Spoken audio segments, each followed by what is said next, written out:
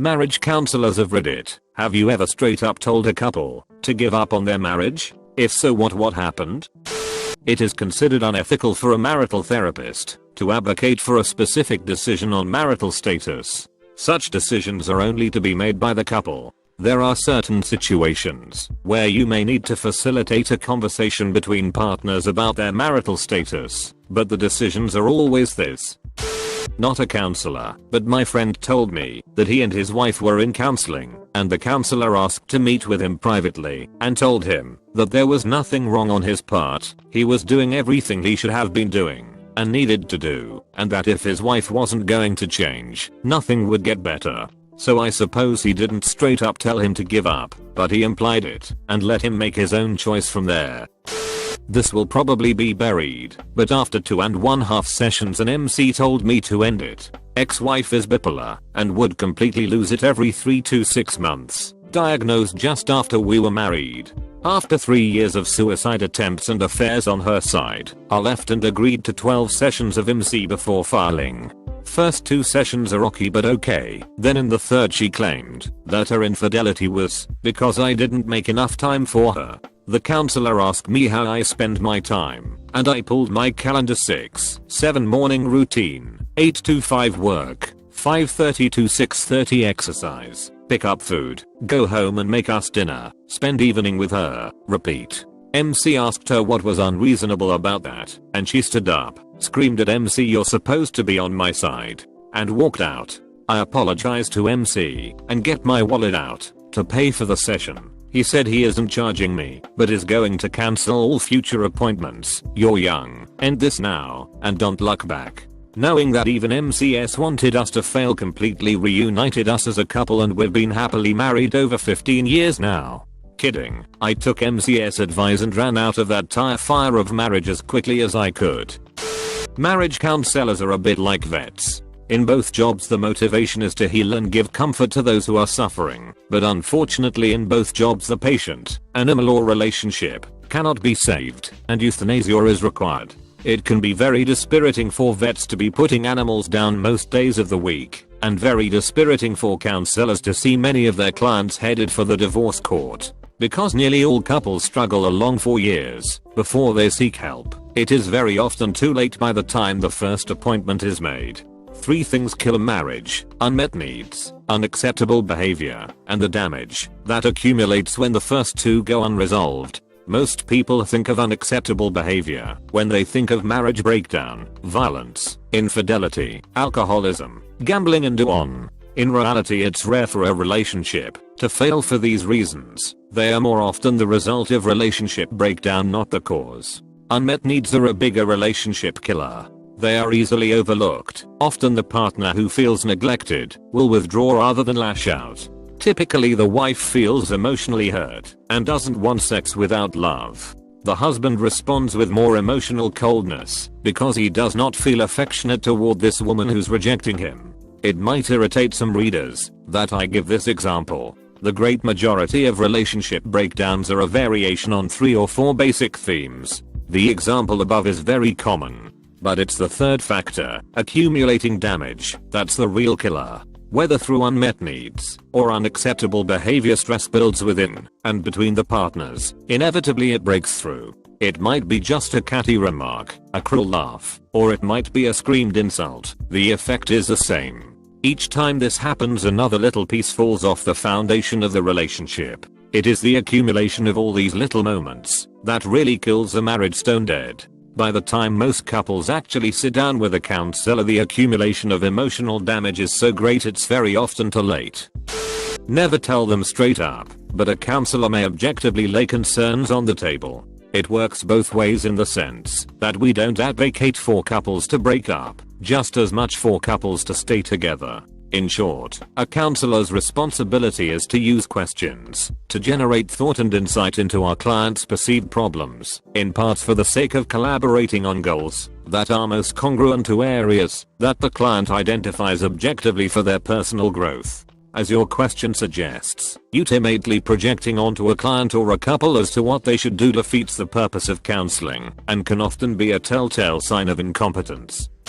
My marriage counselor pretty much did My ex-wife, we were trying to work through things, was a compulsive liar. She lied about anything and everything, from whether or not she checked the mail, to paying bills, to being pregnant. She wasn't. Twice. After several sessions, the counselor is seeing the extent of her lies. Her lying to her and new lies after the last session. Her exact words were in the session that stood out the most: I have no idea why he's even still with you. If it was me, I would have been gone a long time ago. My job is not to save your marriage or tell you to get divorced. It's to help you both come to a decision on where you want your marriage to go and help you both with that direction. I'm much happier now, remarried to someone I trust 100%.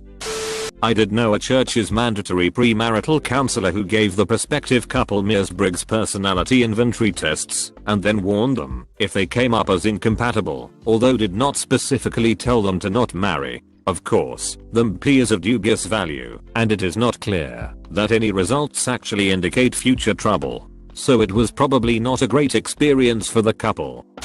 A friend of mine is in couples counseling right now. Or I guess I should say he was. They went into the first meeting, and after talking for all of 5 minutes, the counselor said it would be their only session, and that they weren't a couple, just two people trying to co-parent their daughter.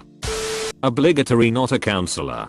After my mom's second hospitalization for suicidal ideation, her psychiatrist laid it out for her. Essentially, she said your husband doesn't believe that he has any problems and blames everything on you. He is a narcissist who will never change, and I'm not going to waste my time on marriage counseling. It's up to you if you want to stay. They got divorced. That was in 1993. My dad still refuses to believe that he has any mental health problems. I've been no contact for about 3 years now. Best decision I ever made.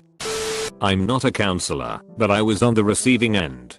My ex-husband and I went through months of counseling, and he would cry and say he was willing to do what was suggested, and week after week we would go back, and he would give every excuse in the book for not trying what he said he would. After about 7 months of this, we went to an appointment and the therapist was done. He looked at me and said, you need to run and run far. He's a waste of your time and you'll always be hurt if you stay. It's not my job to tell you to get divorced. I'm being paid to help.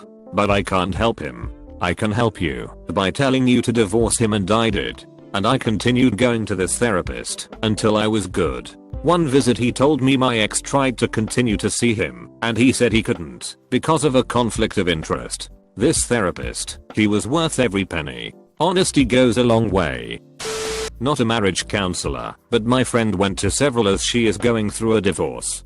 Her soon-to-be ex-husband suggested a marriage counselor and she decided to go. The first one they went to, the ex had picked out, and he wasn't actually a marriage counselor. He was a preacher who was a big advocate of women being submissive to their husbands. So the preacher spent their session telling my friend she was a terrible human for not just letting her husband beat her. My friend decided to try marriage counseling one more time, but she picked out the people. It was 2 people, a man and woman. They listened to both of them, and the ex-husband started getting super creepy, saying stuff like, you can't live without me. My friend had a panic attack and got taken out by the female counselor, who told her she needs to go no contact with him because of all the threatening thing he was saying and implying.